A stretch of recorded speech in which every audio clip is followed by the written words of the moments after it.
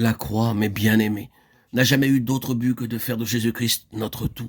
Et je vous le demande, à vous qui savez quelque chose de cette expérience-là, n'est-il pas vrai que le tunnel par lequel le Seigneur vous avait fait passer, la manière dont il a appliqué la croix dans votre vie, vous a fait devenir une même plante avec lui, par la conformité à sa mort, et vous avez fait place dans son tombeau? N'est-il pas vrai que c'est en passant par là que vous avez appris à connaître le Seigneur comme vous ne l'avez jamais connu auparavant?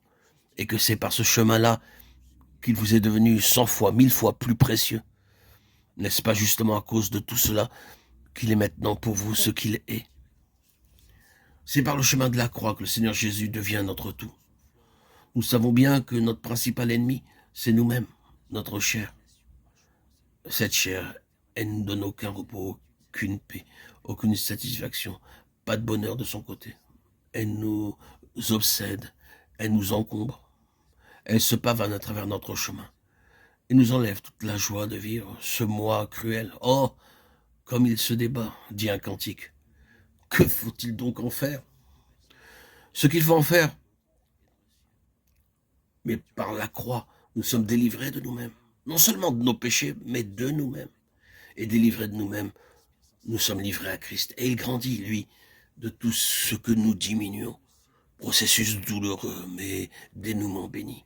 Et ceux d'entre vous qui, dans ce domaine, ont traversé la plus pénible agonie pourraient témoigner, j'en suis sûr, que tout ce qu'ils en ont retiré de connaissances personnelles du Seigneur Jésus et de richesses spirituelles a bien plus de prix à leurs yeux que tout ce qu'ils auraient pu conserver en échappant à cette épreuve. En définitive, le résultat obtenu justifie amplement les moyens employés. Le travail du Seigneur pour nous, comme son travail en nous, n'a pas d'autre objet dans la pensée divine que de faire de la place au Seigneur Jésus. L'autel des sacrifices, soit dans le tabernacle, soit dans le temple, était vaste, spacieux, de grande dimension. Tous les autres objets du tabernacle pouvaient trouver place ensemble à l'intérieur. Notre autel aussi doit être grand. Il faut que Christ crucifié occupe toute la place. Il faut qu'il remplisse tout et qu'il devienne la plénitude de toutes choses. Alors, il n'y aura plus de place pour nous. Cette perspective vous fait-elle peur? J'espère que non.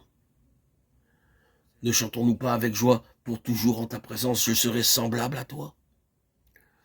Alors qu'est-ce à dire sinon que moi j'aurai disparu et que Christ sera tout? Ainsi donc la croix, l'œuvre de la rédemption accomplie sur la croix, trouve son explication là. Il faut que Christ soit tout et en tous, afin qu'en toute chose, il tienne le premier rang.